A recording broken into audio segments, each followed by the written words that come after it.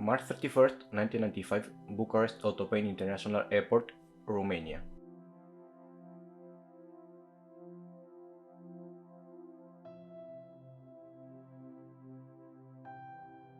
It's 9 AM and TAROM Flight 371 is about to depart for Brussels. On board are 49 passengers and 11 crew members. The aircraft is an Airbus A310, a twin-engine plane that began commercial service in 1978.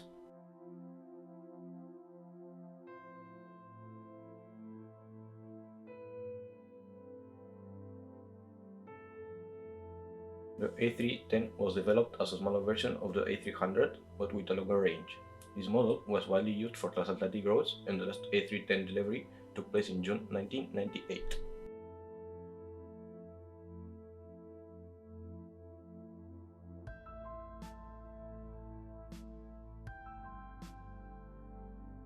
At the controls of Flight 371 is the experienced Captain Levi Botanoiu, 48 years old.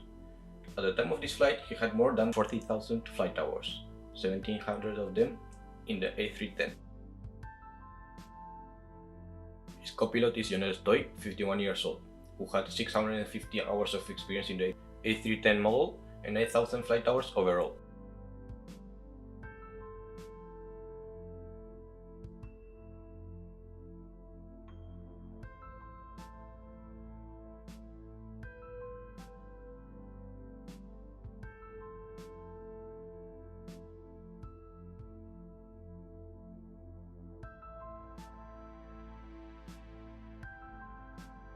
The aircraft was 7 years and 10 months old at the time and was known as Muntenia, named after one of Romanian historical regions.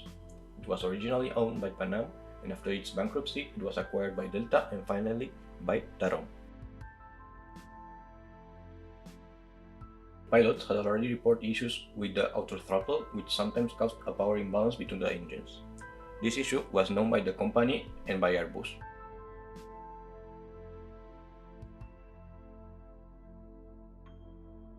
At 9 AM, the aircraft begins accelerating down the runway. Co-pilot Ionel Stoi is at the controls while the captain manages the radio and checks the autothrottle. Flight 371 begins its climb, and the pilots confirm that everything is running smoothly.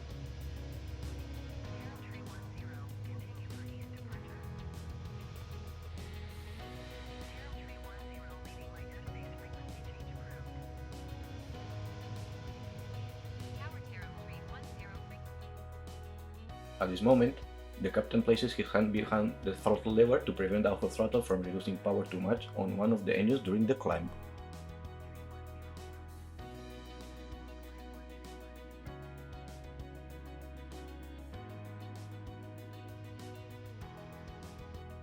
The landing gear is smoothly retracted and the aircraft begins a gentle left turn aligning with its designated flight path.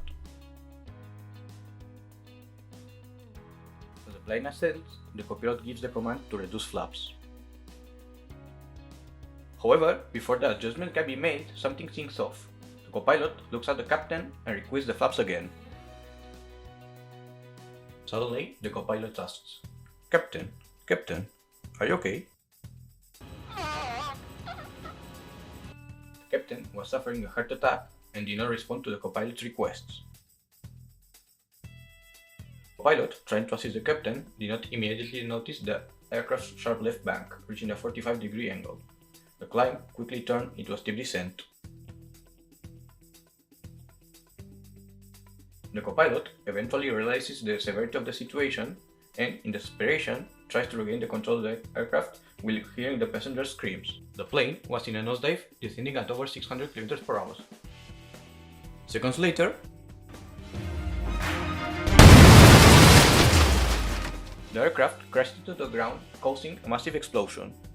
All 60 people on board were killed instantly. Bucharest Air Traffic Control tried frantically to contact Flight 371, but it was in vain. Shortly after, rescue teams, organized by the authorities, quickly found the crash site just a few kilometers from the airport. The aircraft was obliterated by the impact, leaving a crater 6 meters deep into the ground.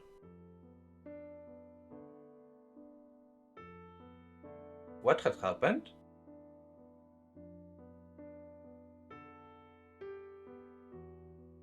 Several witnesses reported seeing an explosion in the air, leading Romanian authorities to suspect a possible terrorist attack. News report further fueled these suspicions to the point where the Romanian government requested the FBI to assist into the investigation.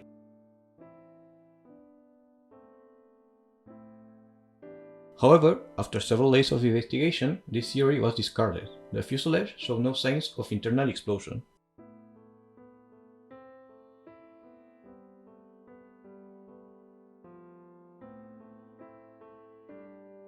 Technical investigation focused on the autothrottle, as pilots had previously reported issues with its functionality, dating back to when the plane was owned by Delta Airlines. The faulty autothrottle caused the number 1 engine to drastically reduce its power compared to the number 2. When investigators listened to the cockpit recordings, they quickly understood what had happened. The captain, responsible for manually holding the throttle to prevent the malfunction, was incapacitated due to a heart attack. This allowed the number 1 engine's powers to drop sharply.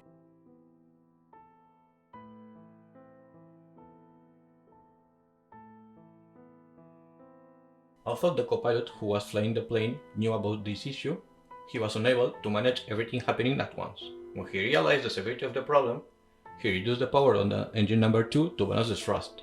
He switched the autopilot on and off, but nothing worked. Later, the plane emerged from the thick clouds, revealing to the co-pilot that there was no way to recover.